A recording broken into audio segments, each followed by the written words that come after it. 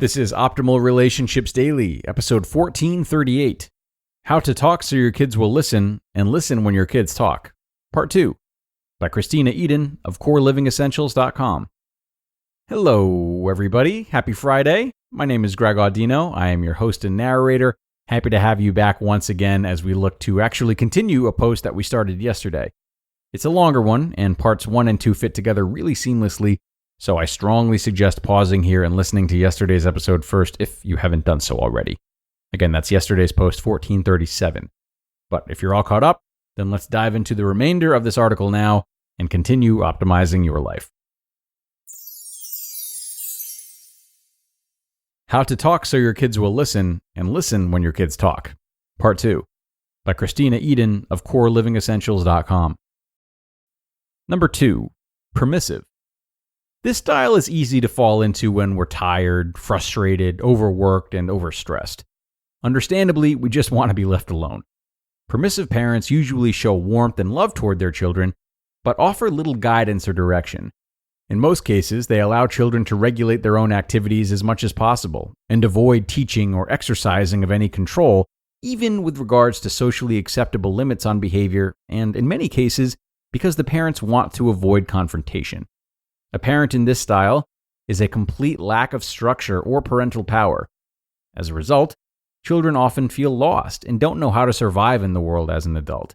They believe that everyone should help them and rarely see where they should help others.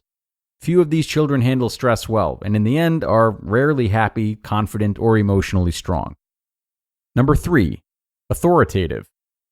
Authoritative parents show the same high expectations for their children as authoritarian parents, yet they also show a high degree of warmth and responsiveness. This approach is to deal with situations with loving support. Parents usually spend the effort and time to guide their children using encouraging comments and discussion, but not ranting or screaming. They often share with their children the reasoning behind their rules and policies. Some use their children's ideas and feedback in setting rules. They teach responsibility and self-reliance by giving them chores and a role in family decisions. As a result, children raised this way are more likely to be socially confident, friendly, self-disciplined, cooperative, and achievement-oriented. Did you figure out what style you are? Are you a mixture of all of them, depending on the day? I love the quote from Gandhi when he stated that we must be the change we wish to see in the world. So this type of parenting starts with us. To help us all create a more nurturing, authoritative environment for our children, I've outlined 2 following steps. Review them, make some good notes, goals, and plans according to your inspiration. Number 1, first, we need to understand our children before we can parent them well. What are their needs? We all have basic human needs, and if those needs are met, we can function at a much better level. We can feel safe, secure, and believe in ourselves. These basic needs don't necessarily have to be fulfilled by another person because children need to learn to do that themselves. We as parents can help fulfill these needs while also teaching them to do that for themselves. Respect. Showing them respect is the best way to teach them to respect others. Listen to what they say. That doesn't mean we have to do everything they say. Just listen so they feel as though they are worth listening to. Appreciation. The simple gesture of saying thank you greatly impacts all ages. This is an easy need to fulfill. We as parents know what it's like to be appreciated, so set the example by noticing and finding the good that they do and let them know that you care and that you appreciate what they do. Trust. Showing trust is the same as respect. Give it and you can earn it. The biggest way to increase trust is to avoid being critical. But if there is a concern, discuss it and work together for solutions. Trust means confidence. If you trust someone, you have confidence in them.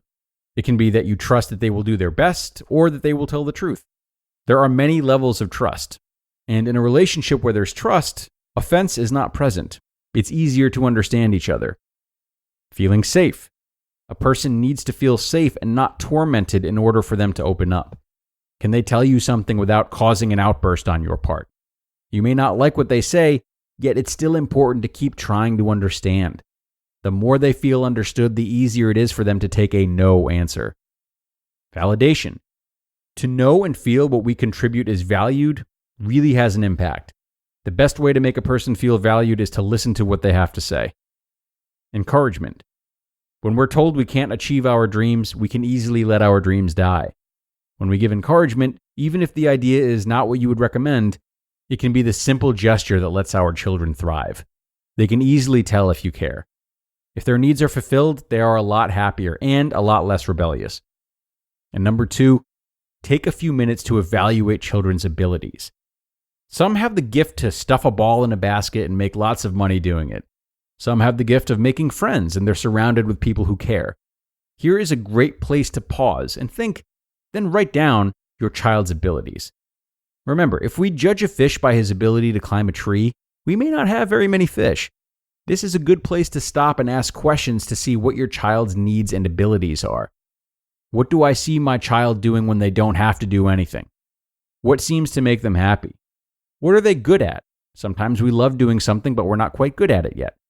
What do they dream about becoming?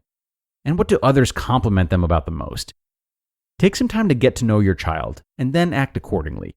You will see a huge difference in their ability to thrive and a huge increase in your understanding of them and yourself.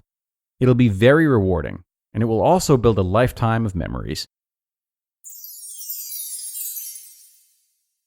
You just listened to part 2 of the post titled, How to Talk So Your Kids Will Listen and Listen When Your Kids Talk, by Kristena Eden of CoreLivingEssentials.com. And a good finish from Kristena to no one's surprise. A lot of great information and insight in this article, both cerebral and educational, I felt. And I want to comment on her last segment there about taking some time to evaluate children's abilities. Now, whether it's kids or adults, it's very easy to be seduced by passion and passion alone when it comes to building careers for ourselves or envisioning our life trajectories or coming up with an idea of life purpose if that's something that you believe in. What we often overlook, however, is that success can often be the one that breeds joy rather than the other way around. A lot of times we like things because we feel confident within them.